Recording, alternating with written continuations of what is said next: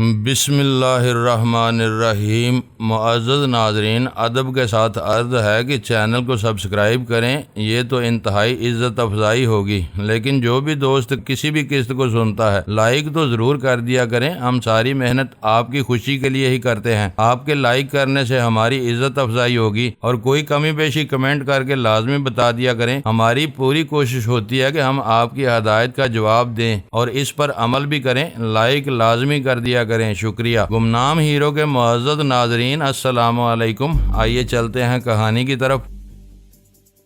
کیا تم نے وجدان کو دیکھ رکھا ہے؟ میں نے سنسناتے ہوئے لہجے میں پوچھا۔ وہ نفی میں گردن ہلاتے ہوئے بولا، میں نے اس مردود کی ایک جھلک بھی نہیں دیکھی۔ سنا ہے وہ کسی چھلاوے سے کم نہیں، پل میں ادھر اور پل میں ادھر نظر آتا ہے، لیکن مجھے امید ہے کہ ملک صاحب کے کمانڈوز اسے زیر کرنے میں کامیاب ہو جائیں گے۔ وہ بہت ہی مشاق اور تربیت یافتہ ہیں۔ اگر سکندر کو یہ معلوم ہو جاتا کہ میں ہی وجدان ہوں جسے وہ چھلاوے کا نام دے رہا ہے تو پتہ نہیں اس کی کیا حالت ہوتی۔ میں اس وقت حیرتوں کے حصار تخلیق کرنے کے موڈ میں نہیں تھا، اس لیے سکندر سے پوچھا، تمہیں یہ بھی معلوم ہوگا کہ وجدان نے فیصل کو کہاں چھپا رکھا ہے؟ میرا مطلب ملک صاحب کے کمانڈوز کہاں سے اسے حاصل کریں گے؟ بات ختم کرتے ہی میں نے دہکتا ہوا چمٹا ایک مرتبہ پھر اس کے چہرے کے قریب پہنچایا تو لمحاتی تامل کے بعد اس نے جواب دیا، مجھے وجدان کے ٹھکانے کا تو علم نہیں، لیکن اتنا جانتا ہوں کہ کسی اخبار کا مالک اس کی پشت پناہی کر رہا ہے۔ ملک صاحب کے کمانڈوز اسی اخبار والے کے بنگلے پر آپریشن کریں گے۔ ملک صاحب کا خیال ہے کہ وجدان نے فیصل کو اسی بنگلے میں فون کس طرف ہے؟ میں نے اس سے بات مکمل ہونے سے پہلے چیخ کر کہا۔ میری یہ چیخ غیر ارادی تھی۔ سکندر کے جواب نے میرے دماغ کو آگ کا گولا بنا دیا۔ وہ سہم کر رحم طلب نظر سے مجھے تکنے لگا۔ اس کی سمجھ میں نہیں آ رہا تھا کہ میں اچانک ہیجان میں کیوں مبتلا ہو گیا ہوں، مگر میں بخوبی سمجھ رہا تھا کہ ان نازک ترین لمحات میں مجھے کیا کرنا ہے۔ میں نے فون کا پوچھا ہے؟ میں گرم چمٹا اس کے ہونٹوں کے نزدیک لاتے ہوئے داڑا۔ بتاتا ہوں، تم میرے ساتھ آؤ۔ وہ جان کنی جیسی کیفیت میں بولا، فون ادھر دوسرے کمرے میں ہے۔ وہ سکندر کو دھکیلتے ہوئے آنے واحد میں فون والے کمرے میں پہنچا، پھر اسے اپنی گرفت میں جکڑ کر میں نے منہاس باقر کے بنگلے کا نمبر ڈائل کیا۔ مجھے یوں لگ رہا تھا جیسے جسم کا سارا خون دماغ میں سرائیت کر گیا ہو۔ میری کنپٹیوں پر ہتھوڑے برس رہے تھے۔ ڈائلنگ کی تکمیل پر دوسری جانب گھنٹی بجی۔ مجھے ایسا محسوس ہوا وہ گھنٹی 1 سال بعد بجی ہو۔ میں اس وقت انتظار کی انتہائی اذیت سے گزر رہا تھا۔ میرے انتظار نے 1 سال مزید طے کیا اور دوسری گھنٹی بجی، پھر یہ سلسلہ چل نکلا، دوسری کے بعد تیسری، چوتھی، پانچویں، چھٹی۔ دوسری طرف کسی نے فون اٹینڈ نہیں کیا۔ میری وحشت عروج کو پہنچ گئی۔ اس طرف خاموشی کا ایک ہی مطلب تھا، اور وہ یہ کہ اس بنگلے کے مکینوں کو ہمیشہ کے لیے خاموش کرا دیا گیا تھا۔ میں نے اپنے سینے میں درد کا ایک طوفان سا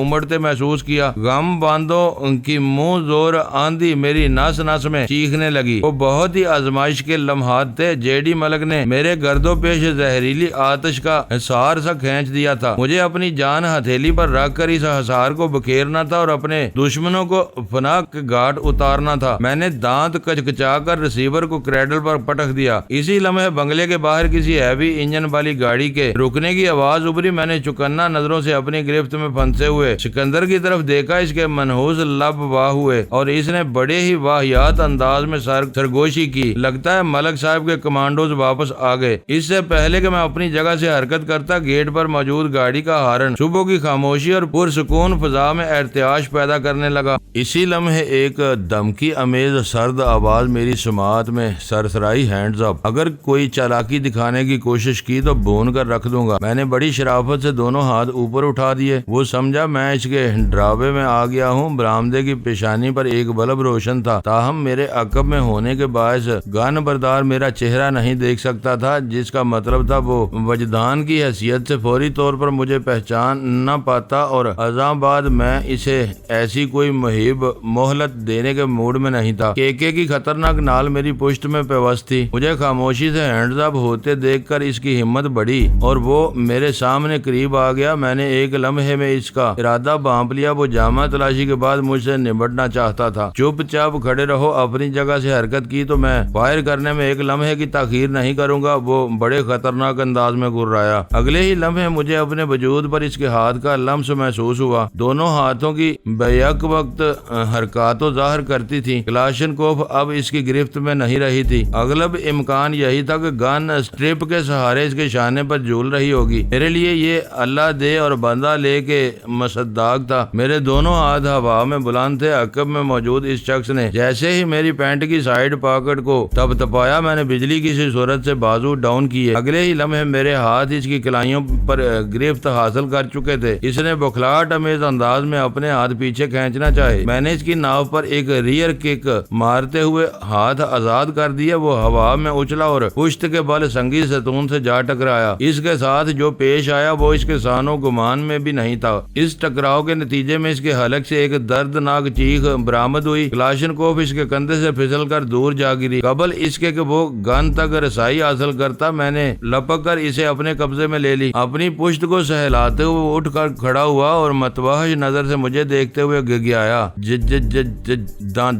तुम लगता है तुम लोगों के प्राइवेट बाप शोएब गौरी ने तुम्हें मेरा हुलिया अजबर करवा दिया है। मैंने क्लाशनकोफ का रुख इसकी तरफ करते हुए कहा, फिर पूछा, अंदर कितने आदमी मौजूद हैं? इसके जवाब देने से पहले ही अंदर से किसी ने पुकार कर पूछा, अनीस ये चीख कैसी थी? तुम खैरियत से तो हो? बात के इख्तिताम पर मैंने किसी के कदमों की आवाज सुनी। वो आवाज लम्हा बेलम्हा जाली वाले दरवाजे की जानब बढ़ रही थी। मैं समझ गया अनीस से इस्तफसार करने वाला हमारी तरफ आ रहा था। मैंने अनीस को गन पॉइंट पर रखते हुए खामोशी से रहने का इशारा किया और इसे निगाही हदायत देकर वो दरवाजे के सामने से हट जाए। मैं नहीं चाहता था कि अंदर से बरामद होने वाला हमें बराह रास्त देख सके। मैं अनीस को टारगेट बनाकर नौबार्द को शिकार करने का इरादा रखता था। अनीस के लिए मेरा नाम ही काफी था। फिर वो इस वक्त तक खतरनाक गन के रहमो करम पर था। CFK के तमाम अहलकारों को बाबर करा दिया गया था कि मैं निहायत ही सफाक और बेरहम हूँ। शायद इसीलिए अनीस नामी इस दराज कामत शख्स ने बेचूं चरा मेरे हुक्म की तामील कर दी। मैं इस्तफसार करने वाले के जलवे का इंतजार कर रहा था। बंगले के अकबी हिस्से में फायरिंग की आवाज गूंजी। सदा की मखसूस पिच से मुझे अंदाजा हो गया वो फायरिंग किसी मौजर से की गई थी। इसका वाज़ेह मतलब यही था कि इधर सदफ सरगर्म अमल हो गई थी। फायरिंग की आवाज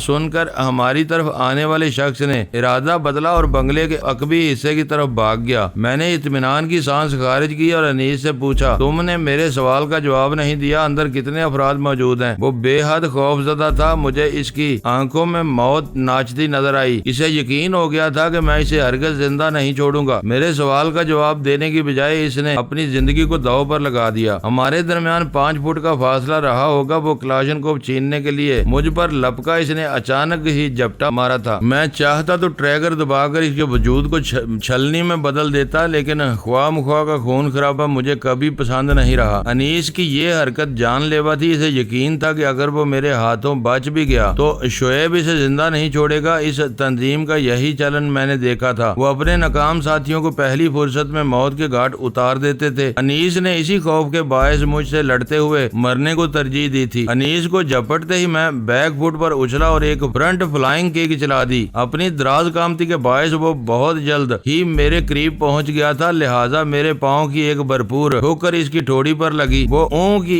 एक आवाज खारिज करते हुए पीछे को उल्टा। इसके जमीन बोस होने से पहले ही मैंने एक फ्रंट पुश किक इसके पेट में मार दी। वो जालीदार दरवाजे से जा टकराया। शायद दरवाजे को अंदर से कुंडी नहीं लगाई गई थी। टकराव के बायस वो दरवाजा धड़ से खुल गया। अनीस राहदारी में पुश्त के बल जा गिरा। मैं क्लाशनकोफ ताने बरा मारकर अंदर आ गया। वो राहदारी इंसानी वजूद से आ रही थी, लेकिन इसका ये मतलब भी नहीं था कि वहाँ कोई आएगा ही नहीं। मैंने झुककर चारों खाने चित अनीस का सरसरी जायजा लिया। वो दुनिया माफिया से बेखबर पड़ा था। इसके सर के नजदीक फर्श पर खून दिखाई दे रहा था। इसका मतलब था कि अनीस की खोपड़ी किसी शदीद दर्द के बायस चटक गई थी। मैं इसके ऊपर से फलांगते हुए मोहतात कदमों से आगे बढ़ने लगा। इस राहदारी के दोनों जानब कमरे बने हुए थे। मैं हर कमरे के दरवाजे को धकेल कर चेक करने लगा। वो सब अंदर से बंद थे या फिर लॉक थे। राहदारी के इख्तिताम पर वाक़या एक कमरे के दरवाजे को जब मैंने धक्का दिया तो वो निहायत ही शराफत का मुजाहरा करते हुए खुल गया। मैं इसी कमरे में दाखिल होने का इरादा कर ही रहा था कि दरवाजा दौड़ते हुए कदमों की चाप उभरी। मैं मज़कूरा चाप की सिमत गन को तानते ہوئے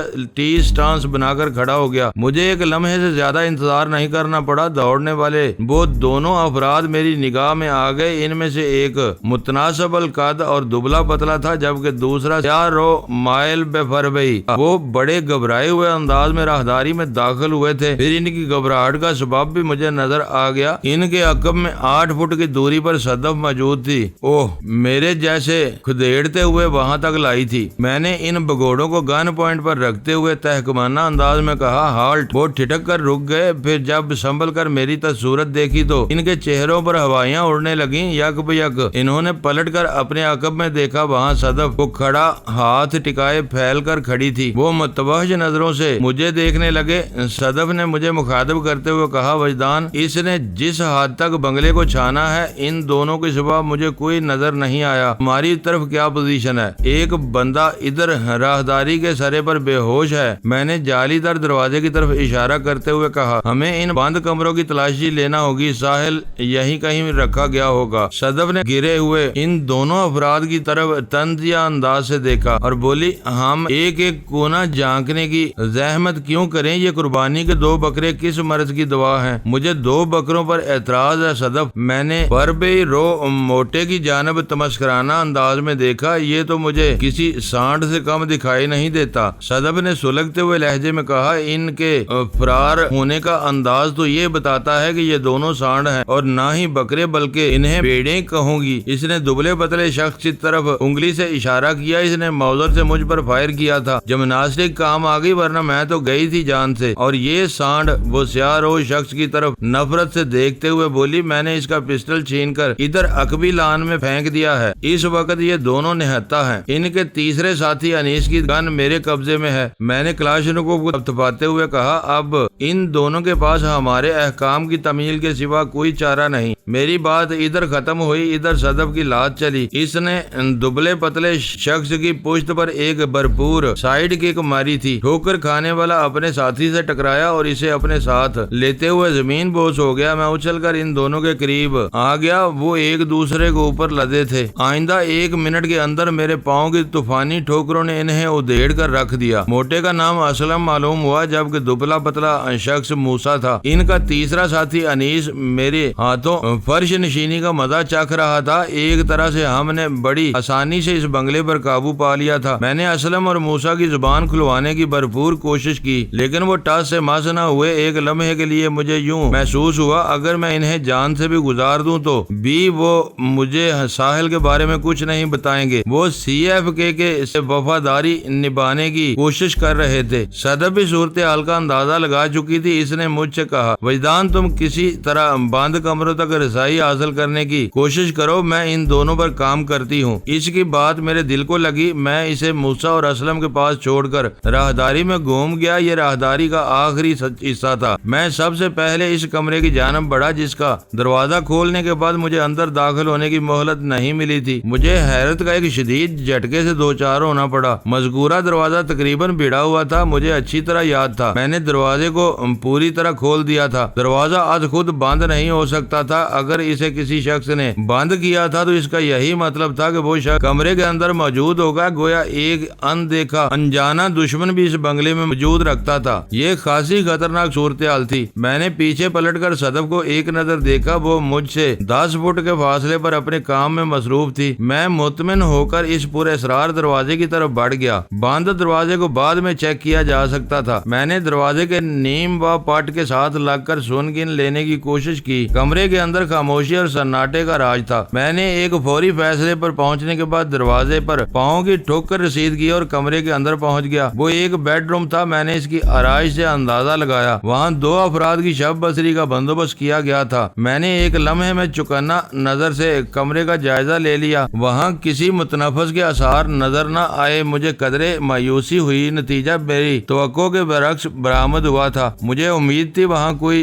دشمن ضرور چھپا ہوگا، لیکن نہیں، میری توقع رائے گاہ نہیں گئی۔ میں الٹے قدموں کمرے سے نکلنے ہی والا تھا کہ میری پشت پر ایک زوردار لات پڑی۔ میں منہ کے بل آگے کو گرا۔ میرے سامنے ایک بیڈ بچھا تھا۔ میں سیدھا اس پر آ رہا۔ کلاشنکوف میرے نیچے دب کر رہ گئی۔ تم اس وقت میرے نشانے پر ہو، لہذا گن کو چھوڑ کر کھڑے ہو جاؤ۔ مجھے اپنے عقب میں ایک پھنکارتی ہوئی آواز سنائی دی۔ یہ وہی شخص تھا جس نے ایک لمحہ پہلے مجھے دھکا دیا تھا، شاید وہ دروازے کے پیچھے چھپا کھڑا تھا، لیکن اب شاید اور اگر مگر کا کوئی سوال نہیں تھا، اس لیے میں نے کسی پس و پیش کے بغیر اس کے حکم کی تعمیل کر دی۔ گھوم جاؤ، اس نے ٹھہرے ہوئے لہجے میں کہا۔ میں گھوم گیا۔ اسی لمحے مجھے پتا چلا کہ دھکا دینے کے ساتھ ہی اس شخص نے کمرے کا دروازہ بھی بند کر دیا تھا۔ وہ ایک صحت مند اور چاقو چوبند شخص تھا تو مجھے تیز نظر سے گھور رہا تھا۔ اس کے بائیں ہاتھ میں اشاریہ 3-2 کا ایک خوبصورت ریوالور چمک رہا تھا۔ میں نے اندازہ لگایا وہ لیفٹ ہینڈڈ تھا۔ کون ہو تم؟ میں نے اس کی آنکھوں میں جھانکتے ہوئے سوال کیا۔ واہ بھائی واہ، وہ احتجاجیہ انداز میں ہنسا، الٹا چور کوتوال کو ڈانٹے۔ یہ تو مجھے پوچھنا چاہیے تم کون ہو، لیکن میں نہیں پوچھوں گا۔ جانتے ہو کیوں؟ اس نے ایک لمحہ توقف کرنے کے بعد خود ہی بتا دیا، اس لیے کہ میں جانتا ہوں تم وجدان ہو۔ پھر تمہیں یہ بھی معلوم ہوگا کہ میں یہاں کس مقصد سے آیا ہوں۔ بہت اچھی طرح معلوم ہے۔ وہ گہری نظر سے میرا سرتاپا جائزہ لیتے ہوئے بولا۔ وہ میری حرکات و سکنات کو جانچنے کی کوشش کر رہا تھا۔ مجھ پر نگاہ جماتے ہوئے بولا، تم جس کی بو سونگتے ہوئے ادھر آئے ہو، افسوس کہ اسے یہاں سے بھی ہٹا دیا گیا۔ میں تڑپ اٹھا، کیا بک رہے ہو؟ میں تمہاری گرل فرینڈ ساحل کی بات کر رہا ہوں۔ ساحل کا نام احترام سے لو، جنگلی کی اولاد۔ میری گن کنپٹیاں سلگنے لگیں۔ وہ پچکارنے والے انداز میں بولا، زیادہ تاؤ کھانے کی ضرورت نہیں ہے وجدان۔ گرل فرینڈ تو محض گرل فرینڈ ہوتی ہے۔ کبھی وہ تمہاری دوست تھی، پھر چودھری نوازش کی بغل میں جا گھسی، اور اب بگ باس شعیب۔ وہ اپنا جملہ مکمل نہ کر سکا، اسی لمحے دروازے پر دستک ہونے لگی۔ ریوالور بردار نے بے ساختہ چونک کر پیچھے دیکھا۔ میرے لیے یہ مہلت ایک مکمل ٹرم سے کم نہ تھی۔ اس لائن کی غلیظ زبان میری ساحل کی شان میں اتنی گستاخیاں کر چکی تھی کہ میں اس لمحے کو گنوانے کا تصور بھی نہیں کر سکتا تھا۔ میں نے کسی شکاری باز کے مانند غوطہ لگایا اور سیدھا ریوالور بردار کے اوپر آ رہا۔ اس نے حتل وسع سنبھلنے کی کوشش کی، مگر میں نے حتل امکان اس کی صحیح ناکام بنا دی۔ جست بھرتے ہی میں نے سب سے پہلے اس کی کلائی کو اپنی گرفت میں لے لیا تھا۔ یہ وہی ہاتھ تھا جس میں اس خبیث نے ریوالور پکڑ رکھا تھا۔ اس نے اپنی کلائی چھڑانے کے لیے زور مارا، لیکن میں نے اپنی گرفت کو قائم رکھتے ہوئے اس کی ناک پر ٹکر جڑ دی۔ یہ ایک بڑی دانسو قسم کی ٹکر تھی۔ اس کی نکسیر پھوٹ پڑی۔ وہ آزاد ہونے کے لیے اور زیادہ طاقت صرف کرنے لگا۔ یہ اس کی جھنجھلاہٹ کا ثبوت بھی تھا۔ ناک پر پڑنے والی ٹکر نے اسے تیورا کر رکھ دیا تھا۔ میں نے اس کی کلائی اس لیے نہیں تھامی تھی کہ اس کے ایما پر چھوڑ دیتا۔ وہ تو کسی گنے کی طرح مشین میں آئی ہوئی تھی اور اپنی ہڈیوں کا کچومر بنوانے کے بعد ہی آزاد ہو سکتی تھی۔ مسلسل ناکامیابی کے بعد اس نے فائرنگ شروع کر دی۔ اس کا ہاتھ میری گرفت میں نہ ہوتا تو شاید وہ اس موقع پر مجھے ناقابل تلافی نقصان پہنچانے میں کامیاب ہو جاتا۔ میں ہر فائر پر اس کی کلائی کو جھٹکا دیتا۔ جب 6 کی 6 گولیاں چل چکی تو میں نے اس کی کلائی کا کڑاکا نکالنے کے بعد ہاتھ کو آزاد کر دیا۔ اس آزادی کے انعام کے طور پر میں نے اس کی ٹھوڑی پر ایک ہک پنچ بھی ٹکا دیا۔ وہ پیچھے کو الٹ کر دروازے سے جا ٹکرایا۔ اسی وقت صدف کی تیز چیختی ہوئی آواز میری سماعت سے ٹکرائی۔ وجدان، اندر کیا ہو رہا ہے؟ دروازہ کھولو۔ یہ فائرنگ کیسی تھی؟ تم ٹھیک تو ہو نا؟ اس کے تشویش سے لبریز سوالات کو میں نے تحمل سے سنا اور بے آواز بلند کہا، فکر کی کوئی بات نہیں، اندر امن و امان ہے، تم اپنا کام جاری رکھو۔ دروازہ کھولو، میں ایک نظر تمہیں دیکھ کر مطمئن ہونا چاہتی ہوں۔ ٹھیک ہے، میں تمہارے اطمینان کا بندوبست کر دیتا ہوں۔ دروازہ کھولنے کے ساتھ اس شخص کو وہاں سے نکالنا ضروری تھا۔ میں نے جس کی کلائی کا سوا ستیہ ناش مار دیا تھا، مضروب مجروح کلائی کو دائیں ہاتھ سے تھامے کرا رہا تھا۔ میں نے اس کی تشریف پر ایک رف ٹھڈا رسید کیا اور وہ مضحکہ خیز لہجے میں کہا، اب تک یہیں لیٹے اپنی کلائی اور دستے ہنائی ماتم کرتے رہو گے؟ وہ خونخوار نظر سے مجھے گھورتے ہوئے اٹھنے کی کوشش کرنے لگا۔ شاباش، میں نے طنزیہ لہجے میں کہا، میں تو سمجھ رہا تھا تمہیں اٹھانے کے لیے KMC والوں کو بلانا پڑے گا۔ ایک لمحے کو روک کر میں نے اضافہ کیا، KMC CF کے، واہ کیا کمبینیشن ہے۔ صدف نے ایک مرتبہ مجھے پکارا، وجدان دروازہ کھلنے میں دیر کیوں لگ رہی ہے؟ ایک کنگ سائز مردار خور دروازے کے سامنے گرا ہے۔ میں نے اندر سے کہا، یہ تم کس قسم کی باتیں کر رہے ہو؟ اس نے حیرت بھرے لہجے میں پوچھا۔ ایک منٹ، میں خود ہی اسے ہٹانے کی کوشش کرتا ہوں۔ بات ختم کرتے ہی میں نے زمین بوس شخص کو ایک ٹھوکر ماری اور غصیلے لہجے میں کہا، تم اٹھنے میں اتنی دیر کیوں لگا رہے ہو مردود؟ اس کے ساتھ ہی میں نیچے جھک کر اسے وہاں سے ہٹانے کی کوشش کرنے لگا اور اسی لمحے اس شخص نے ایک عجیب و غریب حرکت کی۔ اس نامعقول نے اپنے سلامت ہاتھ سے میرے پنڈلی کو تھاما اور بڑی تیزی سے اس کے گوشت میں دانت گاڑنے کی کوشش کی۔ دانت کار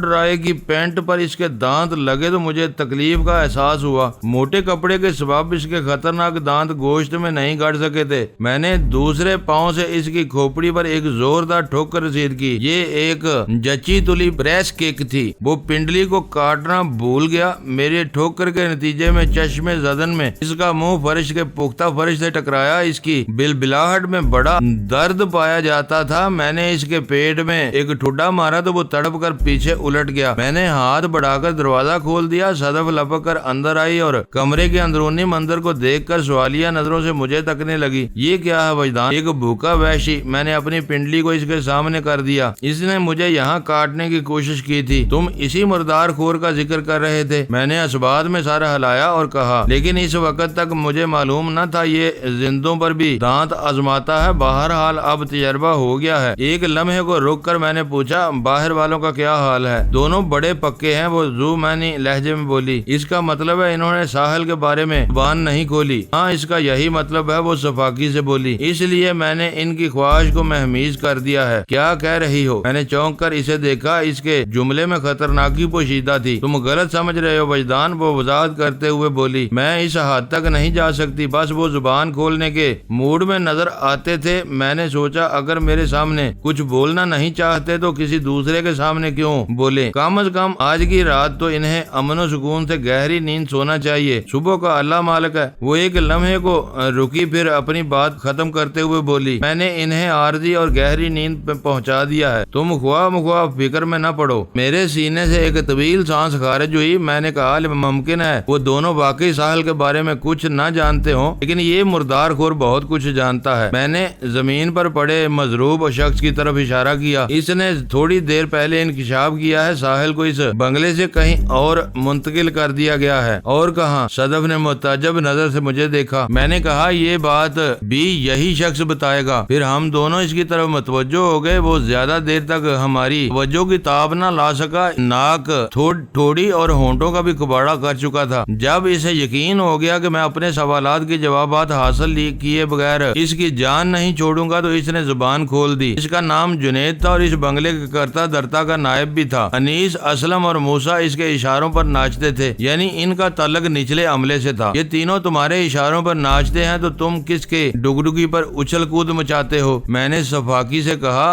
اپنے مداری کا نام بتاؤ۔ ہم سب شعیب غوری صاحب کے غلام ہیں۔ میں نے تمہارے آقائے اعلیٰ کا نام نہیں پوچھا۔ میں نے درست لہجے میں کہا، میں جانتا ہوں کہ یہ بنگلہ ایسٹ کی حدود میں آتا ہے۔ یہاں کا کوئی قائم مقام سراج الدین ہے جو شعیب سے براہ راست ہدایت لیتا ہے۔ میں تو اس بنگلے کے مکانی کا نام پوچھ رہا ہوں، تم جس کی نائبی میں ہو۔ میرے باس کا نام شعیب عثمانی ہے۔ تمہارا باس اس وقت کہاں ہے؟ وہ 9 بجے رات اس لڑکی کے ساتھ ایسٹ کی طرف گیا ہے جسے تمہاری گرل فرینڈ ہونے کا اعزاز حاصل ہے۔ اور اس کا جملہ ادھورا رہ گیا۔ بے ساختہ میرا ہاتھ گھوم گیا تھا۔ ایک زناٹے دار تھپڑ اس کے گال پر چپکا۔ میں نے بڑے خوفناک انداز میں کہا، جنید، یہ آخری مرتبہ ہے۔ اب اگر تم نے ساحل کو گرل فرینڈ کا ٹائٹل دینا چاہا تو میں تمہاری زبان کو گدی سے جدا کر دوں گا۔ وہ سہم کر بڑی سراسیمہ نظر سے مجھے تکنے لگا۔ میں ساحل کے حوالے سے واقعی بہت جذباتی ہو رہا تھا۔ صدف بھی حیرت بھری نگاہ سے مجھے دیکھنے لگی۔ اس وقت میرے ذہن میں بیک وقت کئی طوفان اٹھ رہے تھے۔ اگر مفہوم کے اعتبار سے غور کیا جائے تو جنید نے کچھ زیادہ غلط بھی نہیں کہا تھا۔ گرل فرینڈ کے سیدھے معنی ہے دوست لڑکی، مگر اس کے کہنے کا انداز سلگانے والا تھا، رگوں میں کانٹے بچھانے والا، روح کو سولی چڑھانے والا۔ ساری بات انداز کی ہوتی ہے، الفاظ کے استعمال کی ہوتی ہے۔ یار کے معنی ہے دوست۔ اگر یہی لفظ کسی بیوی، بیٹی، بہن یا ماں سے منسوب کر کے ادا کیا جائے تو گالی بن جاتا ہے۔ ساحل کے لیے گرل فرینڈ کے الفاظ مجھے بہت چیپ محسوس ہوئے تھے۔ میں نے 2-3 سانس کھینچ کر خود کو معتدل کیا، پھر جنید کی طرف دیکھتے ہوئے پوچھا، اچانک ساحل کو یہاں سے ایسٹ کیوں منتقل کیا گیا؟ یہ ہائی کمان کا فیصلہ تھا، میں اس بارے میں کیا کہہ سکتا ہوں؟ ہائی کمان کیا مطلب؟ تم اس تنظیم میں رہ کر کچھ عرصہ کام کر چکے ہو۔ وہ اپنی تکلیف کو برداشت کرتے ہوئے بولا، تمہیں معلوم ہے کہ بگ باس جو احکام صادر کرتا ہے اس پر کسی سوال کی گنجائش نہیں ہوتی۔ یہ 1 مین شو سیٹ اپ ہے، اسی لیے کامیابی سے چل رہا ہے۔ کامیابی سے؟ میں نے تمسکرانہ انداز میں کہا، جنید تم نہیں جانتے تمہاری اس قاتل تنظیم CFK کے اندر کتنی اور کتنے TNT کی بارودی سرنگیں بچھائی جا چکی ہیں۔ جب دھماکوں کا آغاز ہوگا تو اس تنظیم کے پرخچے اڑ جائیں گے۔ شاید میں ایک مرتبہ پھر جذباتی ہونے لگا تھا۔ میں ایک لمحے لمحے کا توقف کر کے دوبارہ گویا ہوا۔ میری آواز میں مخصوص براہٹ تھی۔ میں نے سنسناتے ہوئے لہجے میں کہا، ساؤتھ کو دوبارہ اجاڑا جا چکا ہے، اب ایسٹ کی باری ہے۔ میں اس کے بعد صدف نے قطع کلامی کرتے ہوئے مجھ سے کہا، وجدان تم ساحل کے بارے میں کچھ پوچھ رہے تھے۔ میں سمجھ گیا صدف مجھے سنبھالنے کی کوشش کر رہی تھی۔ میں نے ذہن کو جھٹکا اور یکسر سنبھل گیا۔ پھر میں جنید کی طرف متوجہ ہو گیا۔ میں نے اسے دریافت کیا، میری ساتھی ساحل کو بڑی رازداری کے ساتھ اس بنگلے پر رکھا گیا تھا، پھر اچانک منتقلی کی ضرورت کیوں پیش آ گئی؟ اصل بات تو مجھے معلوم نہیں، وہ صاف گوئی کا مظاہرہ کرتے ہوئے بولا۔ میرا خیال ہے کہ آج صبح ہی سے حالات خاصے مخدوش چل رہے ہیں۔ ادھر ڈیفنس فیز 2 کے ایک بنگلے پر بہت بڑا مارکا ہوا ہے، پھر کھڈا مارکیٹ کے قریب بھی بڑی افراتفری کی خبریں ملی ہیں۔ ہو سکتا ہے کہ کسی احتیاط کے پیش نظر تمہاری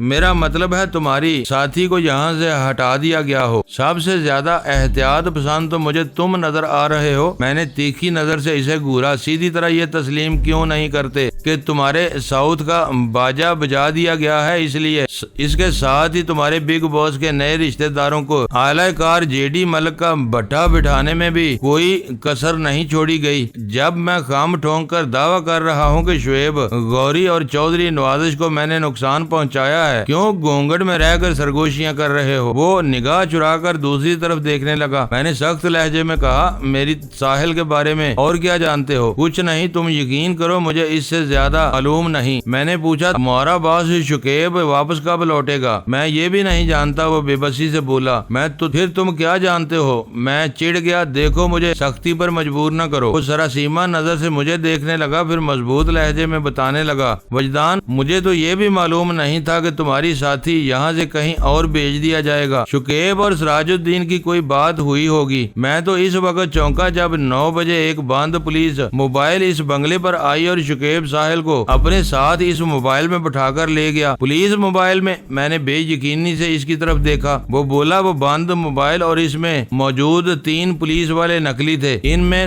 2 تو کانسٹیبل تھے اور 1 سب انسپیکٹر۔ یہ ڈرامہ احتیاط کے پیش نظر رچایا گیا، اس طرح کسی دشمن نظر نہ جاتی، یعنی میری نظر۔ میں نے دانت کچکچائے۔ وہ ایک جرجری لے کر رہ گیا، اس کی دہشت مصنوعی نہیں تھی۔ میں نے کہا، کیا شکیب نے روانہ ہوتے وقت تمہیں بتایا تھا کہ وہ کہاں جا رہا ہے؟ اس نے نفی میں گردن ہلا دی۔ نہیں، اس سلسلے میں ہماری بات نہیں ہوئی۔ پھر تم کس بنا پر کہہ رہے ہو کہ وہ یہاں سے ایسٹ گئے ہیں؟ میں نے جن 3 نقلی پولیس والوں کا ذکر کیا ہے، ان میں سے ایک کو میں جانتا ہوں، جنید نے بتایا۔ وہ سب انسپیکٹر کی وردی والا وہ شخص ایسٹ کے سٹاف میں شامل ہے۔ اسی بنا پر میں کہہ رہا ہوں ساحل کو اس بنگلے سے ایسٹ میں منتقل کیا گیا ہے۔ گویا یہ تمہارا اندازہ ہے، میں نے پرسوچ انداز میں کہا۔ یہ تو پورا یقین ہے، تم جو دل چاہے سمجھو۔ جنید نامی اس بندے سے مزید کوئی مفید معلومات نہیں ہو سکتی تھی۔ میں نے نگاہوں میں صدف سے تبادلہ خیال کیا، پھر دوبارہ جنید کی طرف متوجہ ہو گیا۔ تم یہ بات مت سمجھنا میں آنکھیں بند کر کے تمہاری بات کا اعتبار کر لوں گا۔ ساحل کی تلاش میں اس بنگلے کا ایک ایک کونا جھانکوں گا۔ پھر میں نے اضافہ کرتے ہوئے کہا، اور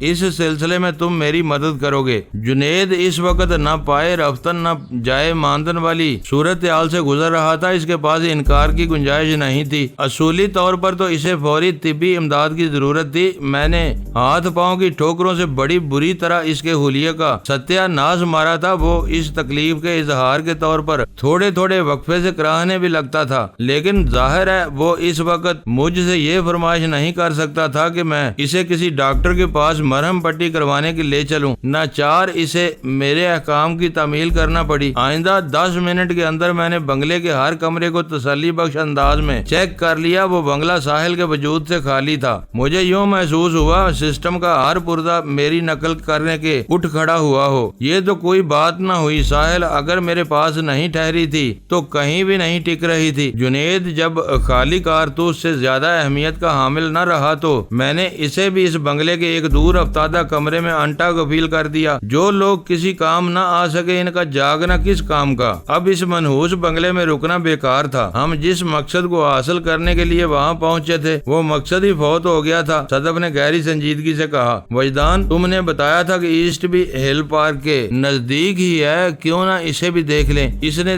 دیکھ لیں کہ الفاظ اسی طرح ادا کیے تھے جیسے کسی تصویری نمائش کو دیکھنا کا ذکر کر رہی ہو۔ میں جانتا تھا شعیب غوری کے ٹھکانوں میں ایسٹ کی بڑی اہمیت تھی۔ وہ کسی مضبوط مضبوط قلعے سے کم نہیں تھا، وہاں گھسنا اور وہ بھی سوچے سمجھے بغیر۔ موت کو دعوت دینے کے مترادف تھا۔ ان لمحات میں جس ذہنی اذیت سے گزر رہا تھا، اس کے زیر اثر میں کوئی بھی انتہائی قدم اٹھانے سے گریز نہ کرتا۔ ساحل کو یہاں سے روانہ ہوئے زیادہ دیر نہیں گزری تھی۔ اس وقت رات کے 11:15 بجے تھے اور وہ 9 بجے ایسٹ کی طرف روانہ ہوئی تھی۔ معزز ناظرین، لائک کریں، شیئر کریں اور کمنٹس باکس میں پاک آرمی زندہ باد، پاکستان پائندہ باد کا نعرہ ضرور درج کر کے اپنے ملک پر فخر کریں اور پاکستان کی بنیادیں مضبوط کرنے میں اپنا کردار ادا کریں۔ ویڈیو دیکھنے کا شکریہ۔ معزز ناظرین، اپنا خیال رکھیے گا اور ہمارے چینل کا بھی۔ ISI پاک آرمی زندہ باد، پاکستان پائندہ باد۔